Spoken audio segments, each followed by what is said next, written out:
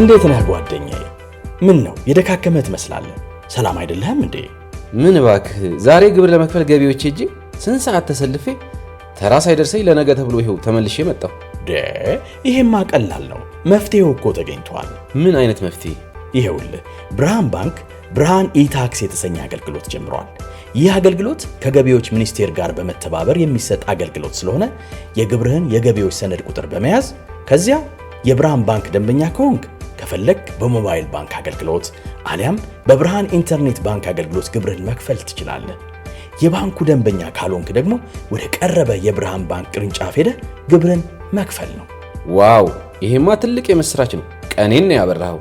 አዎ በብርሃን ባንክ ኢታክስ የግብር ክፍያ አገልግሎት ከረጃጅም ሰልፍ ድነው በፈለጉት ሰዓት በማንኛውም ቦታ ሆነው ግብርዎን መክፈል ይችላሉ። ብርሃን ኢታክስ ፈጣን የግብር መክፈያ አማራጭ። ብርሃን ባንክ እንደ ስማችን ብርሃን ነው ስራችን።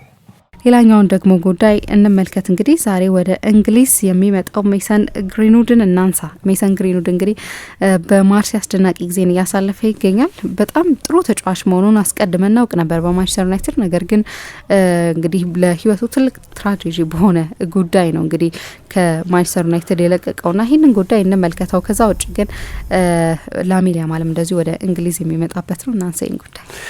ልክ ነው። የሜሰን ግሪንውድ ዛሬ በስታድ ቬሎድሮም ኒውካስል ከማርሴይ ከኒውካስል ይጫወታሉ እና ከማንቸስተር ዩናይትድ ከለቀቀ በኋላ ለመጀመሪያ ጊዜ ነው ከእንግሊዝ ቡድን ጋር ሲገናኝ እና በእንግሊዝ ብዙሃን መገናኛዎች ትኩረት አግኝቷል።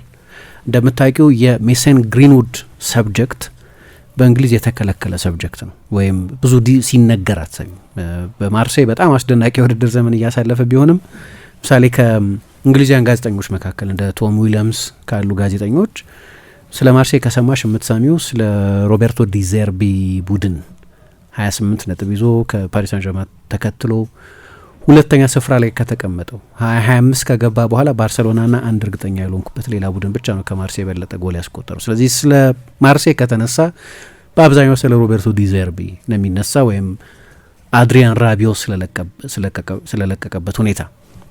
ግሪንውድ አጀንዳ አይደለም እንግሊዝ ውስጥ። ምንድነው በሆሊውድ አንድ ሰው በነውር ስሙ ከተነሳ ካንስል ይደረጋል ይባላል። በሆነ ምክንያት፣ ሁሌ ሌጂቲሜት በሆነ ምክንያት ላይሆን ይችላል፣ ግን በሆነ ምክንያት አንድ ሰው ካንስል ይደረጋል ይባላል። አሁን ግሪንውድ እንደዛ እንዲህ አይነት ግሩም ተሰጥኦ ያለው ተጫዋች ነው። ግን በህይወት ውስጥ የተፈጠረው ነገር እናውቃለን። በቀደምም አርብ ዕለት የነበረው የሊጋ ጨዋታ ላይ በጣም አስደናቂ ነበር። ከፓሻኦ በተለይ ደግሞ ከፒየር ኤሜሪክ ኦባሚያንግ ጋር ያለው ኬሚስትሪ በጣም አስደናቂ ነው። ያለፈው የሊጋ ወር የኦክቶበር የፈረንሳይ ሊግ ምርጡ ተጫዋች ተብሎ የተመረጠ ከፍተኛ ጎል አስቆጣሪነቱንም እየመራ ያለ በ46 ጨዋታ 31 ጎል ያስቆጠረ ምሳ እንዳነሳሽው ከልጅነቱ ጀምሮ ይታወቅ የነበረውን ክህሎት መጀመሪያ በሄታፌ አሁን ደግሞ በማርሴይ እያሳየ ያለ ተጫዋች ነው።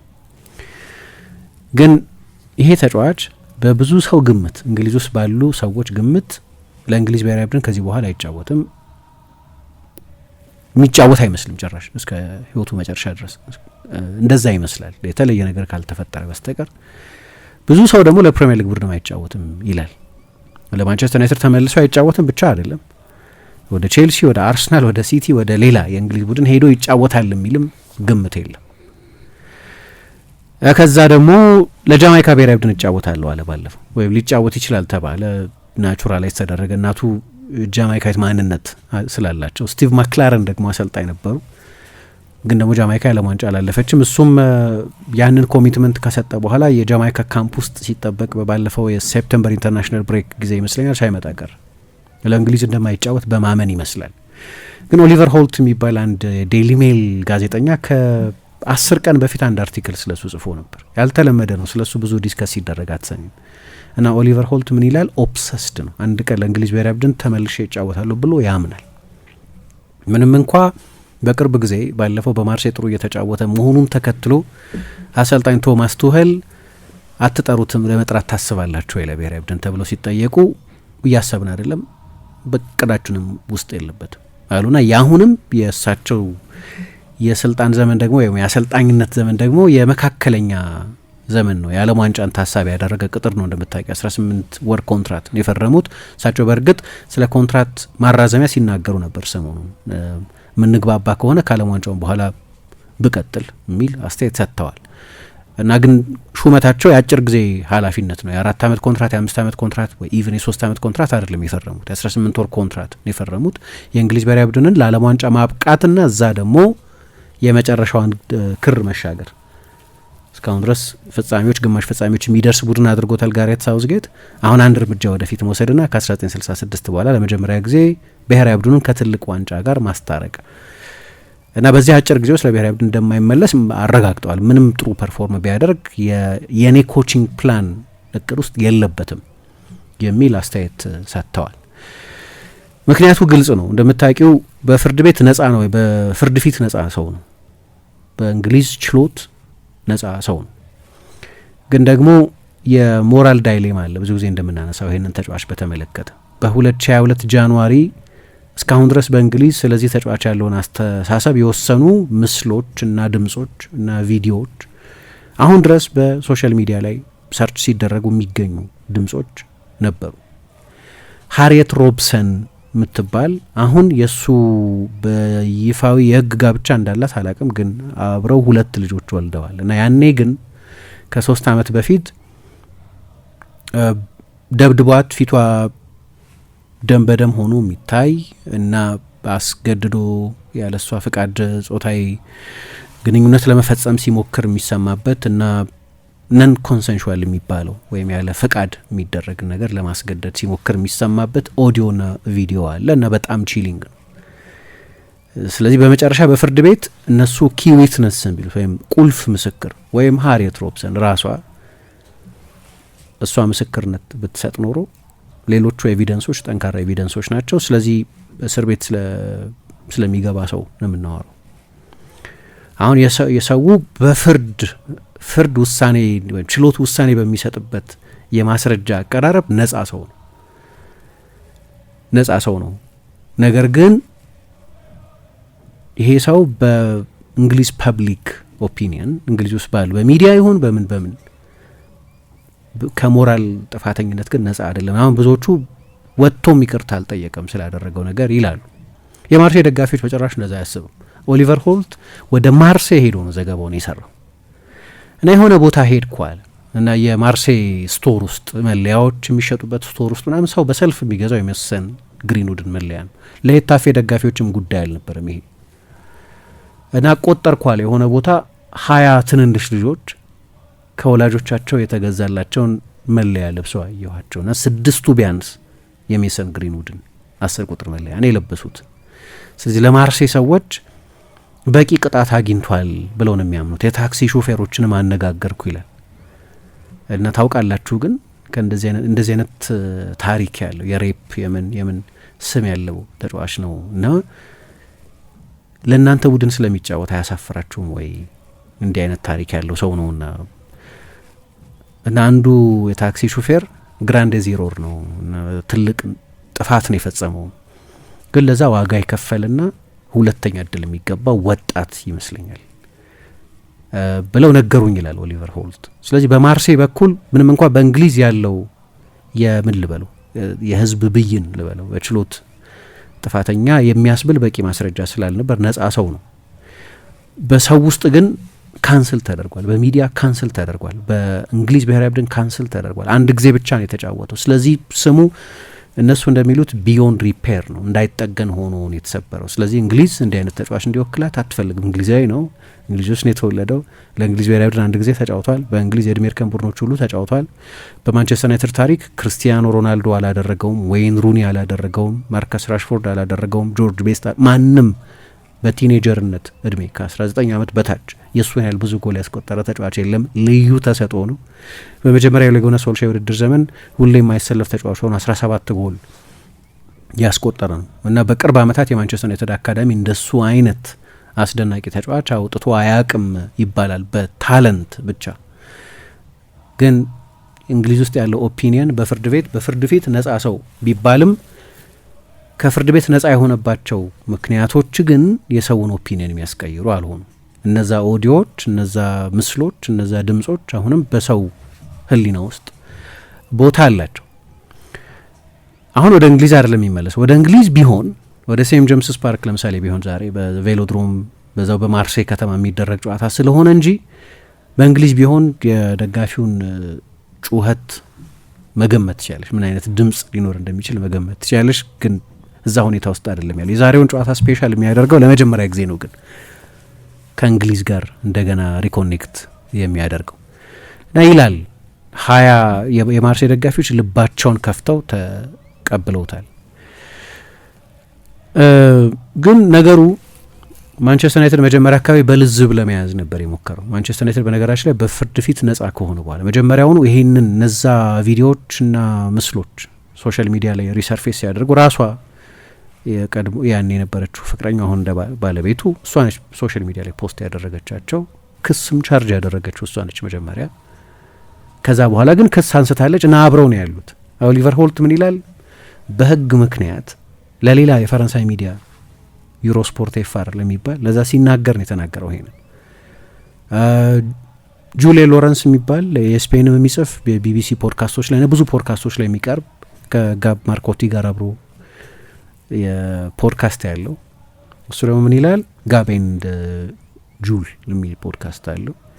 ለምሳሌ እኔ የቢቢሲ ፖድካስቶች ላይ በምቀርብበት ጊዜ የሃሪየት ሮብሰንን ስም መጥቀስ አልችልም ይል፣ ስለ ግሪንውድም ዲስከስ እንድናደርግ አንበረታታም ብሎ ይናገራል። አሁን ይሄ የፈረንሳይ ዘጋቢ ነው። ጁሌ ሎረንስ ፈረንሳይ ነው ሲጀመር፣ የድሮ የፓሪዚያን ጸሐፊ የነበረ ነው። አሁን እንግሊዞች ነው የሚኖረው፣ ግን ፈረንሳይ ነው። በአማተር ደረጃ ኳስም ተጫውቷል። የታወቀ የፓሪስ ሳን ጀርማ ደጋፊ ነው። ስለዚህ ከህሊና እንዲፋቅ ነው የሚፈለገው፣ ከእንግሊዛውያን ህሊና እንዲረሳ ነው የሚፈለገው። ዛሬ ልትረሹ አትችይም፣ ምክንያቱም ከእንግሊዝ ቡድን ጋር ነው የሚጫወተው። ኒውካስል የቻምፒየንስ ሊግ ከቨሬጅ ያገኛል እና የግሪንውድ ነገር ያ አንዳንዴ ለምሳሌ ብሔራዊ ቡድን ጉዳዩም በጥሩ ሁኔታም አልተጀመረም ለነገሩ ይላሉ። ታስታውሺ እንደሆነ በ2020 ተጠርቶ ነበር ለእንግሊዝ ብሔራዊ ቡድን። ጋሬት ሳውዝጌት ነበር አሰልጣኝ የነበረው። ከአይስላንድ ጋር በሬኪያቪክ ጨዋታ ነበራት የእንግሊዝ ብሔራዊ ቡድን ጨዋታ ነበረው። ከዛ በለጋ እድሜያቸው የነበሩት እሱና ፊል ፎደን 2 እንስቶችን አሾልከው ወደ ሆቴል አስገቡ። ለመጀመሪያ ጊዜ ነው ለእንግሊዝ ብሔራዊ ቡድን የተጠራው። ፎደን እርግጠኛ አይደለም የፎደን ለመጀመሪያ ጊዜ መሆኑ። ያኔ ደግሞ የኮቪድ ወቅት ስለነበር የኳረንቲን ደንብንም በሬጉሌሽንንም ተላልፈዋል። ስለዚህ እንዲያውም ቻርጅ ያደረጋቸው የእንግሊዝ ኤፍ ኤ ከካምፕ አሰናበታቸው፣ ሂዱ ወደ ሀገራችሁ ብሎ። የአይስላንድ መንግስት ደግሞ በሀገር አይስላንድ የተፈጸመ የኮቪድ ኳረንቲን ሬጉሌሽን ጥሰት ስለሆነ ብሎ ደግሞ ገንዘብ ቀጣቸው። ሁለቱም ከሰሳቸውና ገንዘብ እንዲከፍሉ ሆነ። ብዙ አይደለም ግን እንደዛ እንዲሆን ሆነ። ስለዚህ በእንግሊዝ ብሔራዊ ቡድንም ጅማሬው ጥሩ አልነበረም። ያን አንድ ጨዋታ ብቻ ነው ያደረገው። ግን ይሄ በህይወቱ ነገር ባይፈጠር ባለፉት 5 ዓመታት ለማንቸስተር ዩናይትድና ለእንግሊዝ ብሔራዊ ቡድን ብዙ ነገር ሊሰራ ይችል የነበረ በጣም አስደናቂ ተሰጥኦ ስለሆነ በሄታፌ ግሩም ነበር። 2 ዓመት ከኳስ ርቆ የቆየ ተጫዋች አይመስልም። በመጀመሪያው የውድድር ዘመን ያሳየው ብቃት በማርሴይ አንዳንድ ጊዜ ከዲዘርቢ ጋር ግጭት ውስጥ ይገባል፣ ግን በጠቅላላው በጣም ውጤታማ ነው እዛም። አሁን ለዚህ ነው የባርሰሎና ስም የሚነሳው። ሰሞኑን ሃሪኬንን የሌቫንዶቭስኪ ተተኪ ማድረግ ይፈልጋሉ የሚሉ ዘገባዎችን በስፔን ብዙሀን መገናኛዎችን በሌሎችም በዝውውር ጉዳዮች ላይ በሚጽፉ ጋዜጠኞች እንሰማለን። ግን ይሄኛው የበለጠ ወጣት ነው። ስለዚህ ባርሳ ሳይቀር መውሰድ ይፈልጋል። ከሄታፌ ወደ ማርሴይ ከመሄዱ በፊት አትሌቲኮ ማድሪድ ሊወስደው ይፈልጋል ሲባል ነበር። የማንቸስተር ዩናይትድ መልሶ አያጫውተውም፣ እሱን እርግጠኛ መሆን ይቻላል። እና ትልቅ የእንግሊዝ ቡድንም አያስፈርመውም፣ እሱንም እርግጠኛ መሆን ይቻላል። የማያስፈርሙበት ምክንያት የተሰጥኦ ጥያቄ አይደለም። ለአብዛኞቹ ትልልቅ ቡድኖች ለመጫወት የሚበቃ የተሰጥኦ ሀብት ያለው ተጫዋች ነው። በዚህ ግን ታርኒሽድ በሆነ በጠለሸ ምስሉ ምክንያት በዛ ታሪኩ ምክንያት ወደ እንግሊዝ ተመልሶ መጥቶ ይጫወታል ብሎ ለማሰብ በጣም ያስቸግራል። ግን ማንቸስተር ዩናይትድ አንድ ያደረገው ነገር የዚህን ተጫዋች የኢኮኖሚ ጥቅም ፕሮቴክት ማድረግ ግን ፈልጓል። ስለዚህ አሁን ቀጥሎ ሲሸጥ 40% የሚያገኙ ማንቸስተር ዩናይትድ የምናወራ ያለ ነው 60-70 ሚሊዮን ዩሮ ሊሸጥ ስለሚችል ተጫዋች ነው። ስለዚህ ማንቸስተር ዩናይትድ ቀላል የማይባል ገንዘብ ያገኛል። ለማርሴይም መጀመሪያውኑ 30 ምናምን ሚሊዮን ስለነበር ይሸጠው እና የእሱ ተመልሶ መምጣት ትኩረት የሚስብ ነው። ግን ከእንግሊዝ ቡድን ጋር ተጫውተው ግን ያውቃል። ወደ እንግሊዝ መምጣት ሳይሆን ከእንግሊዝ ቡድን ጋር ግን ፕሪሲዝን ትዝ ይልሻል፣ ከአስቶን ቪላ ጋር ተጫውተው ከታይረን ሚንግስ ጋር ተጣለ እና በሆነ ነገር ተነጋገሩ። የሆነ ምልክት አሳየው ለታይረን ሚንግስ የአስቶን ቪላው ተጫዋች። ከዛ አንቆት መለያውን ሁሉ ቀዳዶ የሚገርም ድብድብ ነው የነበረው።